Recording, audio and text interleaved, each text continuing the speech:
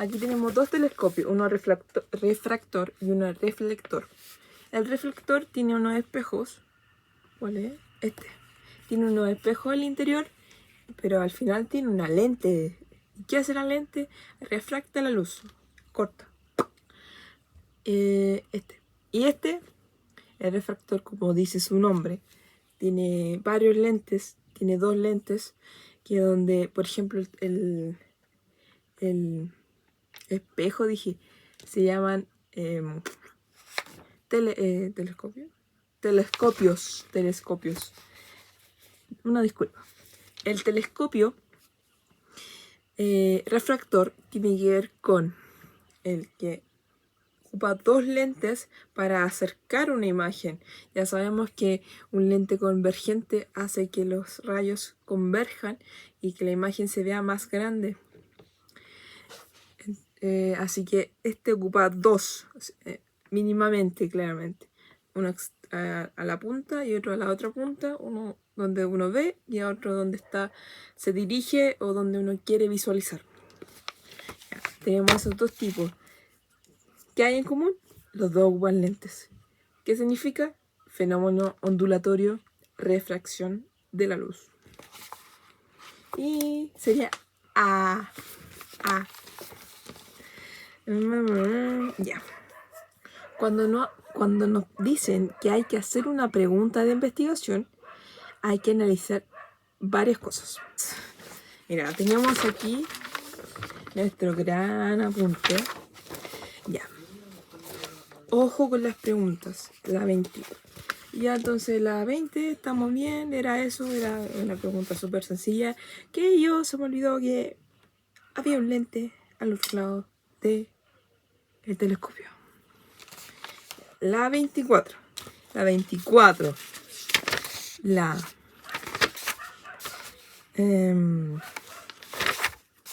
35. Y son varias de química. Tiene que ver con esto. Por eso estoy haciendo énfasis en esto. Dice, planteamiento de un problema, donde se plantea una pregunta. ¿Cómo se plantea una pregunta? Inicio amplio, una causa, verbo que note causalidad y efecto. Por ejemplo, ya, tenemos una causa. Se sabe que la luz solar es requerida para la producción de glucosa. ¿A cuánta luz solar o cuál es la intensidad lumínica idónea para la mayor eficiencia en la tasa fotosintética? Y lo sabremos mediante la producción de glucosa. Bien, ese es un tipo de pregunta de fotosíntesis. Entonces tiene que ser congruente con el objetivo de la investigación si yo quiero determinar cuánta es la tasa fotosintética y pruebo distintos niveles de intensidad lumínica. No sé, 10 watts, 30 watts, 40 watts, 50 watts. Y la tasa de fotosíntesis o fotosintética la puedo comprobar mediante cuánta glucosa produzco o cuánto CO2 produzco.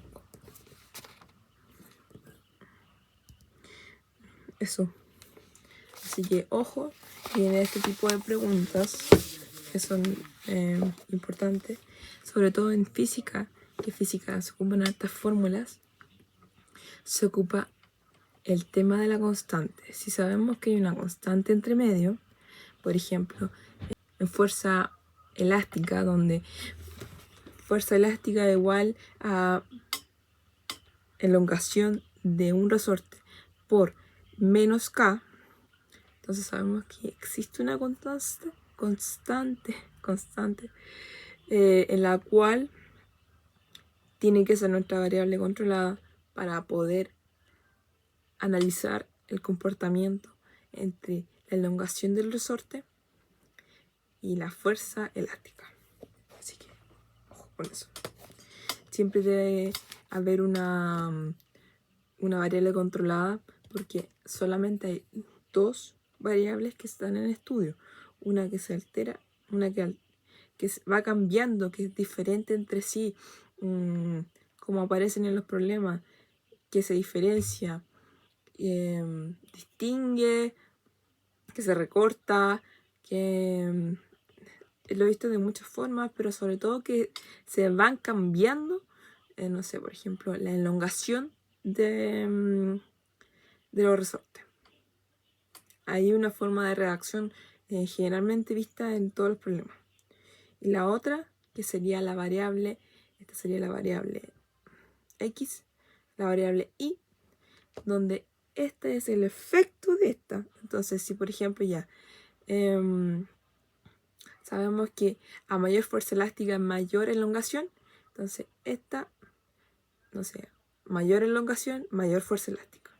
Esta es la causa, esta. Y estas son causa, consecuencia. Causa, efecto, todos los nombres que tengo. Ya. Entonces, 24. Un grupo de estudiantes quiere determinar entre un grupo de resortes los que cumplen la ley de Hooke y los que no.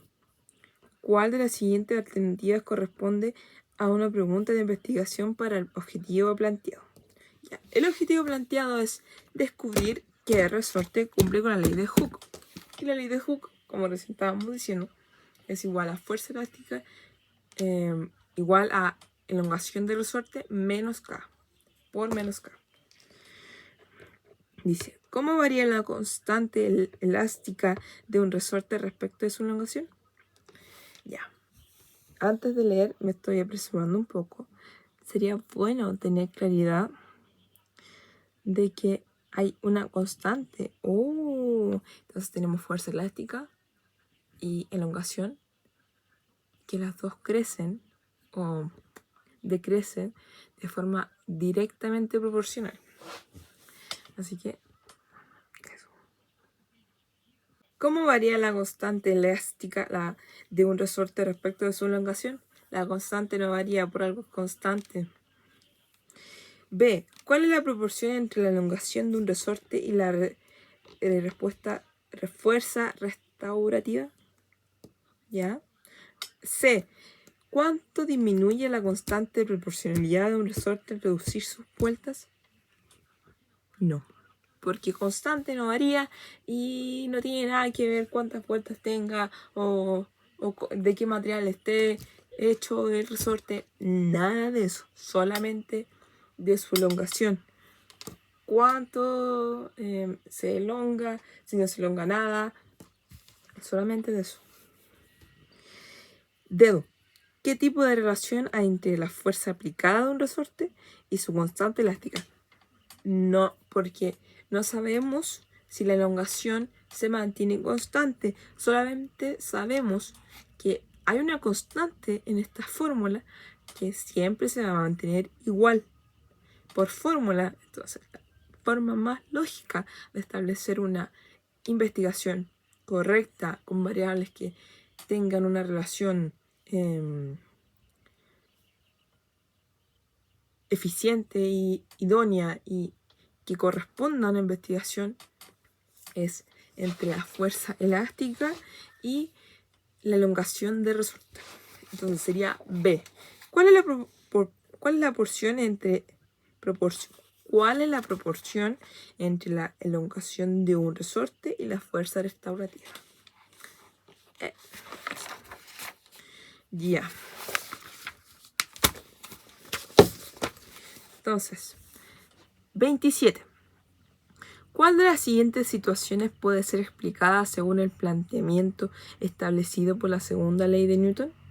Ya, sabemos que la primera ley de Newton tiene que ver con la ley de inercia, donde la velocidad es constante y la aceleración es constante. Entonces, todas las fuerzas siguen siendo aplicadas, pero están anuladas, por lo cual la fuerza neta es igual a 0. La segunda ley de Newton tiene que ver con la fórmula meramente, que es fuerza igual masa por aceleración. Y aquí podemos sacar una, pero todavía no vayamos a eso, solamente digamos la fórmula. Y la tercera tiene que ver con la ley de acción y reacción. Por cada cosa que yo haga, el cuerpo, no sé, yo ejerzo un cuerpo sobre esto, el cuerpo me va a ejercer una fuerza sobre mí. Eso.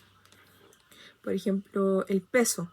El peso, yo ejerzo una fuerza hacia la tierra, o este lápiz ejerce una fuerza hacia la tierra, como el lápiz ejerce una fuerza sobre la tierra, como la tierra ejerce una fuerza sobre el lápiz. Eso. Ya, dice, un libro que reposa sobre una superficie inclinada. Eso tendría que ver con roce, fuerza de roce. Así que, no. Un automóvil que frena con aceleración constante, ya puede ser primera ley de Newton, puede que sí, puede que no, veamos. Un cuerpo que desciende con velocidad constante. Un cuerpo que desciende. Eso es plano inclinado y sería lo mismo que estamos hablando en A, así que no. Una sonda espacial que viaja sin cambiar su rapidez en línea recta. No, porque dice sin cambiar su rapidez en línea recta. O sea, están hablando de vectores. Rapidez es un vector. Son conceptos que nada que ver con fuerza directamente, solamente que la variabilidad en rapidez es aceleración y sería, hay que hablar bien las cosas de ciencia. Aceleración es igual a velocidad final menos velocidad inicial partido la variación del tiempo, o en el tiempo, tal cual. Entonces, un automóvil que frena con aceleración constante. Eso sería porque el automóvil está ejerciendo una fuerza que se llama para establecer una relación entre variable necesito constante. Me identifica el tipo de relación. Entonces aquí un automóvil que frena con aceleración constante, tengo la fuerza, que sería una fuerza, un automóvil es igual a A. Sería B. Ya. La 28.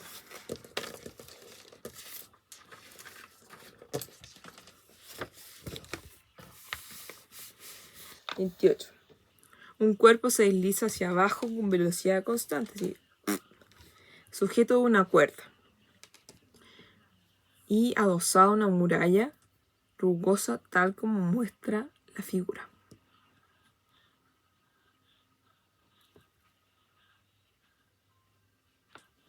No estoy tú ni verdad. Ya, la figura es esta. Esta es la figura. Tenemos, chuta, yo tengo todo el diagrama cuerpo libre, pero bueno. ¿Qué le voy a hacer? Mira. La figura, esta es la pared, entre comillas la pared. Tenemos la fuerza normal que evita que los cuerpos se vuelvan uno o que se atraviesen entre sí. Aquí, por ejemplo, entre mano y mano habría una fuerza normal hacia arriba y así hacia la izquierda, en su caso no sé cuál sería. Y estamos hablando de poleas con cuerdas, entonces fuerza-tensión. Estamos hablando de peso, estamos hablando de movimiento, por lo cual si hay movimiento, hay roce, que es contrario al movimiento. Y tendríamos esas 4 fuerzas. Elástica no, porque no tenemos elástico, y así que chao. Entonces, nuestra fuerza-tensión tiene que ver con el peso. Ya, no he terminado de leerla. Si T es una tensión ejercida por la cuerda, P es el peso sobre el cuerpo,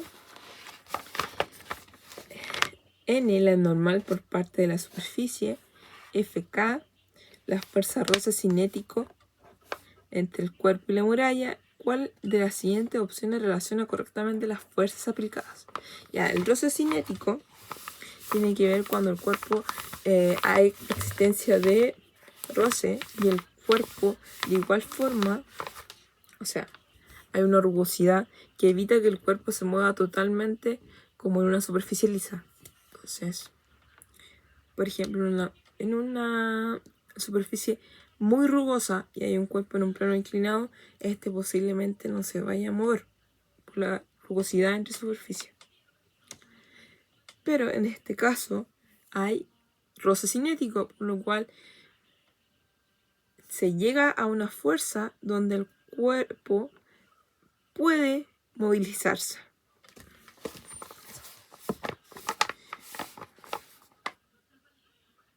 Ya, veamos ejes. Matemáticas, te quiero tanto, me gustas mucho. Matemáticas. Eje Y. Ya, aquí tenemos en el eje Y. Si esto me dice que está moviéndose, ya, entonces me están pidiendo. Tenemos estas relaciones aquí, pero podemos hacerla corta y podemos sacar, no sé, por ejemplo, esa y esa. Ya. Y sería, no me voy al eje, por ejemplo, el eje, ya. Vamos por partes. Este eje es el eje Y. El eje Y, aquí tenemos dos fuerzas aplicadas, la de tensión y la fuerza roce, y la de peso, entonces no es la misma. Afuera. Tenemos la de peso, que es la correcta, que peso es igual a T más fuerza o roce cinético. Aquí, como sabemos que lo más importante es que haya del contexto claramente, es que haya velocidad constante, entonces todas estas fuerzas se anulan y quedan en cero. Hay una inercia en este cuerpo ejerciéndose la primera ley de Newton. Ya, entonces esto sería como están en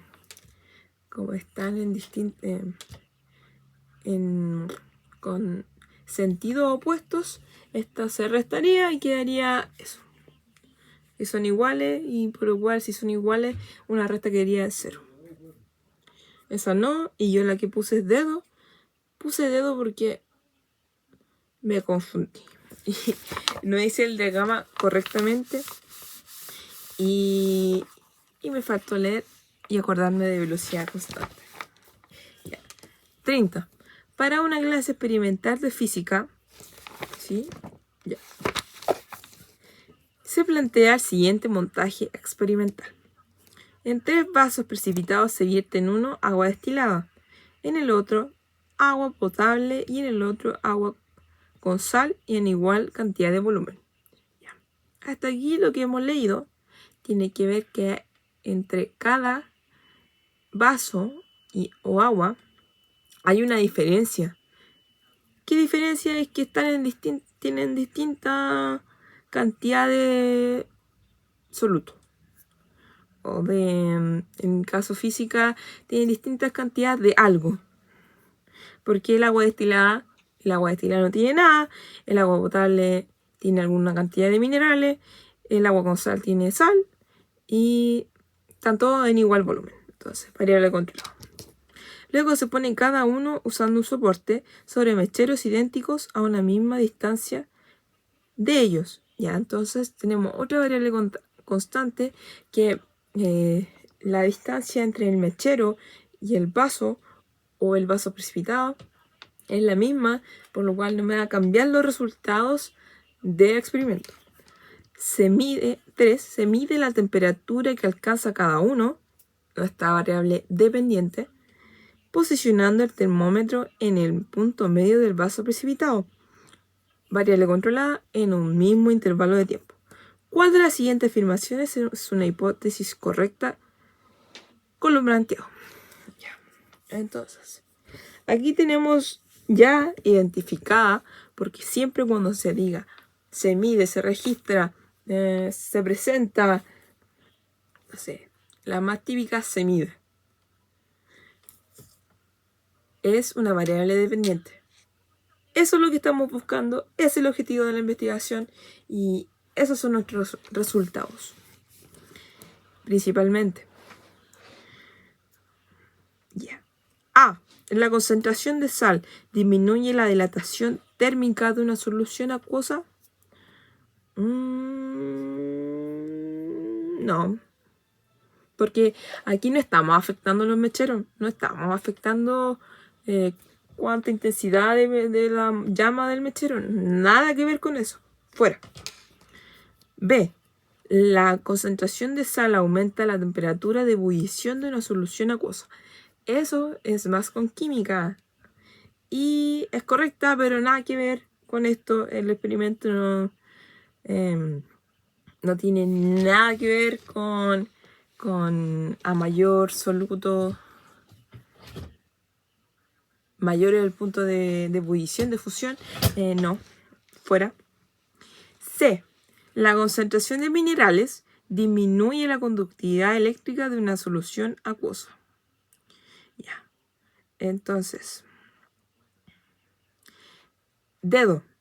La concentración de minerales aumenta la transferencia de calor por conducción en la solución acuosa. Ya. Entonces, si tenemos menor conductividad térmica, es C. Esta pregunta era una pregunta de método científico, pero está camuflado el conocimiento. El conocimiento es muy importante porque el método científico requiere de una base científica, de fórmulas, de relaciones, de postulados, de cosas que pasan. En este caso, pasó con el tema del calor. A mayor concentración de minerales, menor es la transferencia o la capacidad de transferir calor, por lo cual sería conductividad térmica. C. Ya. La 34 lo hice bien, pero me faltó dividirlo en dos. Si a dos resistencias en paralelo de 50 ohms, cada una se le aplica un voltaje de 150 volts. ¿Cuál es la magnitud de intensidad de corriente eléctrica que circula en cada resistencia? Primero que todo, fórmula. Voltaje igual a intensidad por resistencia. VIR. Ya. Sabemos que las resistencias son iguales.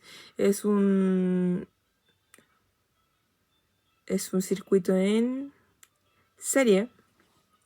No, dice en paralelo. Es un circuito en paralelo, por lo cual la fórmula que debe, o para calcular la resistencia total, es igual 1 partido en resistencia total es igual a 1 partido en resistencia 1 más 1 partido en resistencia 2, por lo cual sería un 25avo. Ya sabemos que 1 partido en 50 más 1 partido en 50 son 2 sobre 50 y simplificado ya. Resistencia total, lo doy vuelta, es igual 25 ohms. Tenemos la resistencia. Ahora, ¿qué nos faltaría? Estamos buscando la intensidad. La intensidad es igual al voltaje partido en resistencia. El circuito en paralelo, el voltaje es igual en cada resistencia. En todo es igual, en todo el circuito el voltaje es igual en paralelo. Entonces sabemos que 150 volts es el voltaje y 25 son la resistencia total, la sumatoria. La intensidad sería 150 partido en 25, por lo cual sería 6 amperes. ¿Cuál es la magnitud de la intensidad de corriente que circula en cada resistencia? Instrucción. Fuimos entonces contexto, rasgo distintivo que sería la instrucción, cuánta intensidad pasa por cada resistencia, 3 amperes. Un estudiante realiza diferentes experiencias como frotar un globo contra su cabello, acercar una peineta previamente frotadas, unos papelitos, poner en contacto dos globos previamente frotados, o tocar la puerta de un auto tras arrastrar los pies en el suelo. Frotar, frotar, frotar, frotar, frotar. En todas estas actividades observa diferentes comportamientos. ¿Qué pregunta de investigación permitiría vincular las experiencias anteriores con un fenómeno y poder explicarlas? Método de electrificación. Frotación. Ya, entonces. ¿Por qué algunos objetos tras ser frotados se atraen o se repelen? Es un caso muy particular. No estamos hablando directamente de eso. Es un fenómeno que es una consecuencia de una causa. Que la causa es frotar. Y no estamos hablando si se atraen o se repelen. No describe en ningún momento eso. Dice, ¿cómo ocurren las descargas eléctricas al tocar un objeto metálico?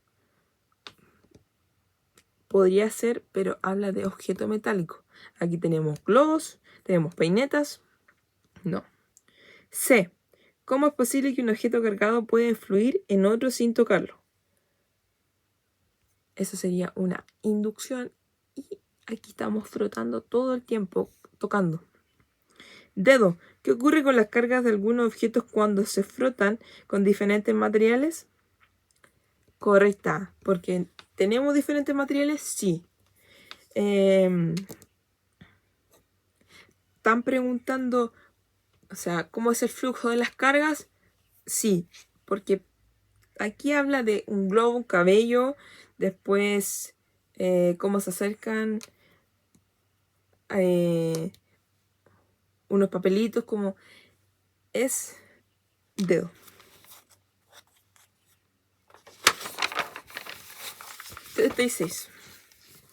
Dos baterías idénticas están conectadas en serie a una resistencia eléctrica. ¿Qué podría ocurrir en el circuito si las baterías cambian su conexión a paralelo?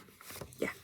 Aquí tenemos claridad que en serie y paralelo son distintas la cantidad de voltaje total. La cantidad de voltaje total en paralelo es igual en todas las resistencias. En cambio, la cantidad de voltaje total en serie es una sumatoria. Una sumatoria. Aquí dice la resistencia total del circuito disminuye. Aquí lo que pasa es que es correcto, pero nos están cambiando una variable. Nosotros estamos buscando una variable que debería ser controlada. Nos están cambiando, entonces yo necesito saber qué pasa con el voltaje. O sea, con el voltaje de por sí, cuánta cantidad de voltaje, esa es nuestra X. ¿Qué pasa? ¿Qué podría ocurrir con el circuito? Entonces, vamos a la intensidad o la resistencia y la otra tiene que quedar como variable controlada. Entonces, A, fuera. B, el voltaje suministrado se mantiene invariable. No. Por lo anterior explicado. C, el voltaje consumido por la resistencia disminuye. Ahí está más detallado. Si pasa de